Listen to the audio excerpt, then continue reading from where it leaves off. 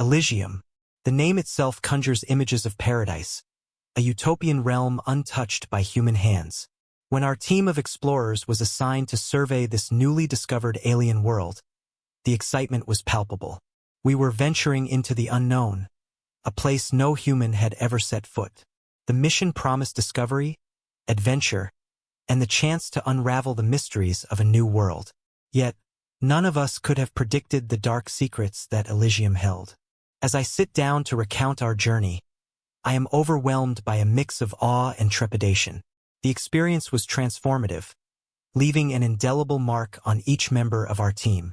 What began as a scientific expedition quickly turned into a struggle for survival, forcing us to confront not only the alien landscape but also the shadows lurking within ourselves.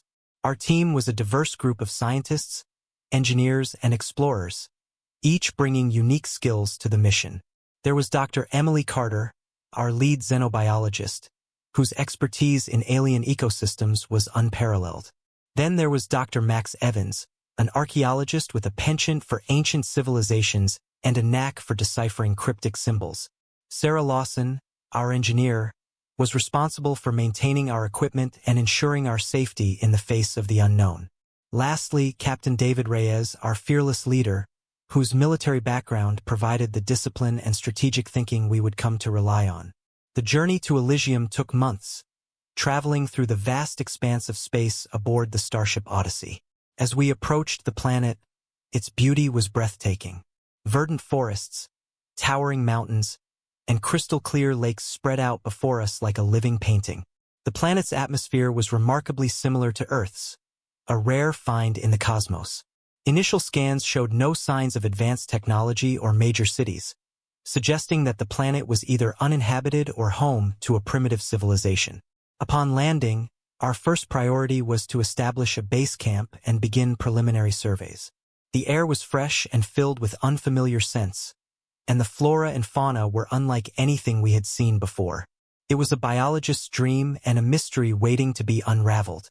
We soon encountered the native inhabitants, a seemingly primitive species that called themselves the Elysians. They appeared to live simple lives, in harmony with their environment, and showed no interest in technology or warfare. Despite their primitive appearance, there was an air of serenity and wisdom about them that was intriguing. As we interacted more with the Elysians, we discovered their society was governed by a council of elders, and their daily lives were deeply intertwined with the natural world. They were skilled in herbal medicine, farming, and crafting, yet there was a noticeable absence of any written language or historical records. This piqued the curiosity of Dr. Evans, who suspected that their history was preserved through oral traditions and rituals. Our initial interactions with the Elysians were cautious but cordial. They welcomed us with a mix of curiosity and wariness, which was understandable given their isolation from other civilizations. Dr. Carter was particularly fascinated by their unique biology and symbiotic relationship with the planet's ecosystem. It was as if the Elysians were an integral part of Elysium, not just inhabitants but caretakers. As days turned into weeks, we began to notice strange occurrences, unexplained phenomena, eerie sounds in the night, and glimpses of shadowy figures that seemed to vanish into thin air. The Elysians, when questioned, would offer cryptic responses or divert the conversation. It became clear that they were hiding something that lay beneath the surface of their tranquil existence. Our breakthrough came when Dr. Evans discovered a series of ancient symbols etched into the rocks near a secluded part of the jungle. These symbols were unlike anything we had seen on the planet and hinted at a forgotten past. As we delved deeper, the true nature of Elysium began to reveal itself.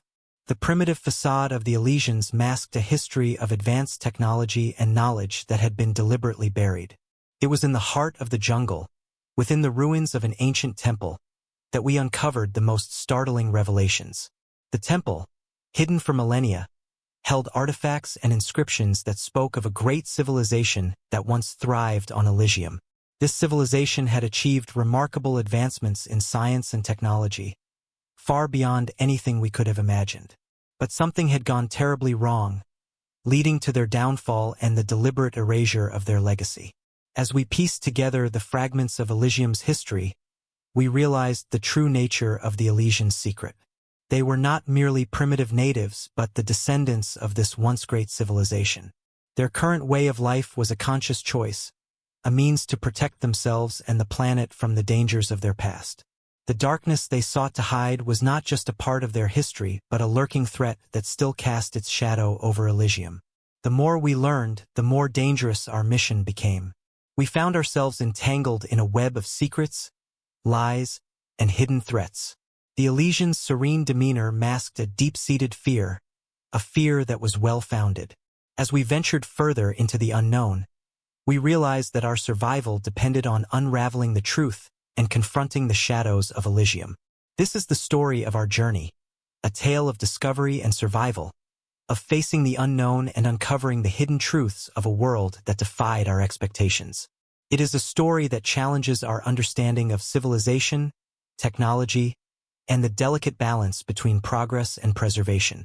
Elysium taught us that the greatest discoveries often come with the highest risks, and that the shadows of the past can cast long and dangerous echoes into the present. The journey to Elysium was long and arduous. Months of traveling through the void of space, sustained by the hope of what awaited us, had taken a toll on our crew. When the planet finally came into view, it was like a beacon of promise, a new world bathed in the soft glow of its sun. The Odyssey, our trusted starship, descended through the atmosphere, and the view that greeted us was nothing short of breathtaking. The landscape was a mosaic of green and blue, with lush forests stretching as far as the eye could see, interrupted by sparkling rivers and lakes. Majestic mountains loomed in the distance, their snow-capped peaks piercing the sky.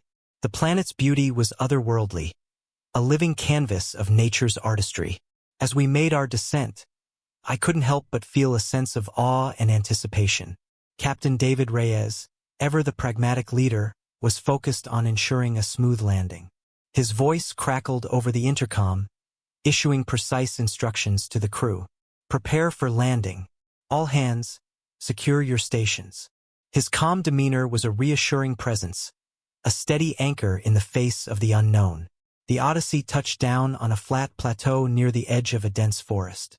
The landing site had been carefully chosen based on preliminary scans, which indicated it was a safe and strategic location for our base camp. As the engines powered down, the silence of the planet enveloped us, a stark contrast to the constant hum of the starship. Dr. Emily Carter was the first to step out, her face alight with excitement. "The air is breathable, atmospheric conditions are ideal," she reported, her voice tinged with wonder. "It's like Earth, but different." The rest of us followed, setting foot on Elysium for the first time. The ground beneath us was firm, covered in a carpet of vibrant moss and delicate flowers. The air was fresh and crisp, filled with the unfamiliar sense of alien flora. It was a biologist's dream, a treasure trove of new species waiting to be discovered. Our first priority was to establish the base camp. Sarah Lawson, our engineer, was in charge of setting up the necessary equipment. Portable shelters, communication arrays, and scientific instruments were quickly assembled with practiced efficiency. Within hours, we had a functional camp, a small hub of human activity in the midst of an untouched wilderness. Captain Reyes gathered us for a briefing. "Our mission is to explore and document this planet, to learn as much as we can about its ecosystem and inhabitants," he said, his voice firm and resolute. "But remember, we're guests here. Respect the environment and the native species. We don't know what we're dealing with yet." The team nodded in agreement, the gravity of the mission sinking in. We were pioneers on a new frontier, tasked with uncovering the secrets of Elysium. The excitement was palpable, but so was the underlying sense of responsibility. Our first days on Elysium were spent conducting preliminary surveys and establishing communication with our home base. Dr. Carter and her team began cataloging the flora and fauna, while Dr. Evans focused on mapping the area and searching for signs of intelligent life. Sarah worked tirelessly to ensure our equipment was functioning optimally, while Captain Reyes coordinated our efforts and maintained a watchful eye on our surroundings. It wasn't long before we encountered the Elysians. They appeared suddenly, emerging from the forest with an eerie silence. There were about a dozen of them, their appearance both familiar and alien. They were humanoid, with slender, agile bodies and skin that shimmered with a faint iridescence. Their eyes were large and expressive, filled with a mixture of curiosity and caution. Dr. Carter stepped forward, extending a hand in greeting. "We come in peace," she said, her voice gentle and reassuring. The Elysians studied us intently, their expressions inscrutable. After a moment of tense silence, one of them stepped forward, mimicking Dr. Carter's gesture. It was a tentative first contact, a delicate dance of mutual curiosity and wariness. Communication was a challenge. The Elysians spoke in a melodic language that was unlike anything we had encountered before. Dr. Evans, with his background in linguistics, took the lead in trying to decipher their speech. It was a slow and painstaking process, but gradually we began to understand each other. The Elysians introduced themselves as caretakers of the land. They spoke of their deep connection to Elysium, of living in harmony with nature. There was a simplicity to their way of life, a reverence for the world around them that was both beautiful and humbling. Yet, there was also an undercurrent of secrecy, a sense that they were withholding something. As we spent more time with the Elysians, we observed their daily routines and rituals. They lived in small, communal villages, their homes constructed from natural materials. They farmed, hunted, and gathered, their skills honed over generations. There was a profound sense of community and cooperation, a stark contrast to the individualism of human society. Despite their seemingly simple way of life, there were hints of something more. We noticed strange symbols carved into the rocks near their villages, symbols that Dr. Evans believed held the key to their history. The Elysians were reluctant to discuss these symbols, diverting the conversation whenever we inquired about them. It was clear that the Elysians were not what they seemed. Their serene exterior masked a deeper, more complex reality. We were determined to uncover the truth, to understand the shadows that lingered beneath the surface of Elysium. Our journey had just begun, and already, we were faced with mysteries that defied explanation. The beauty of Elysium was undeniable, but so too was the sense of foreboding. The planet held secrets that could change our understanding of life, civilization, and the universe itself. As we stood on the threshold of discovery, we knew that our mission would test us in ways we had never imagined.